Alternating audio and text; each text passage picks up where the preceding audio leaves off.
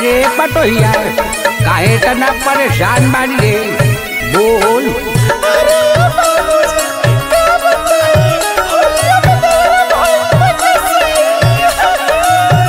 कारे भौजी काहे बुढ़वा से बतियावत तनी?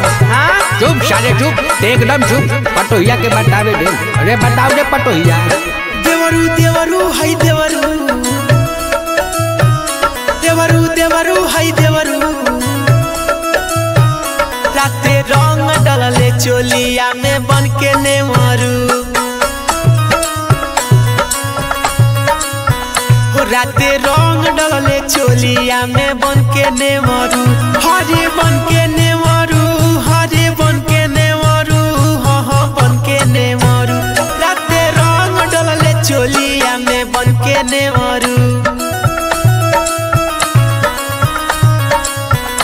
राते रंग डलले चोलिया में बन के नेवरू। इधर सही में बाला पीटा और भइल बाजे।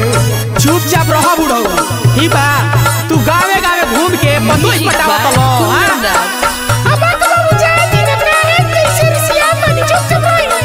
बताओ पटोहिया और कुछ कहले बकाई। सैया रहुए ना घरे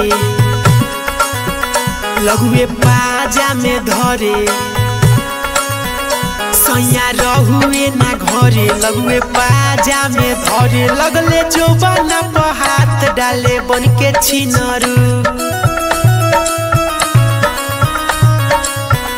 लगले जोबना पर हाथ डाले बन के छिनरू हरे बन के छिनरू हाँ बन के छिनरू हरे बन के छिनरू राते रंग डलले चोलिया में बन के नेवरू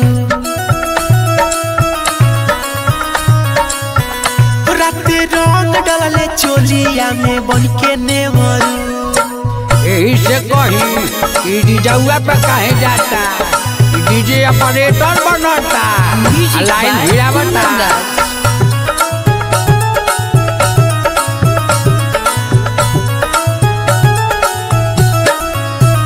मोहन मंदिरा यावारा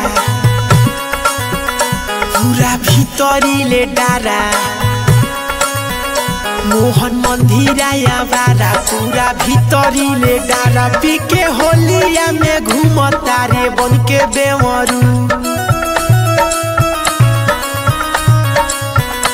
पी के होलिया में घूमता रे बन के बेवरू हरे बन के बेवरू हाँ बन के बेवरू हरे बन के बेवरू राते रंग डलले चोलिया में बन के नेवरू राते रंग डलले चोलिया में बन के नेवरू।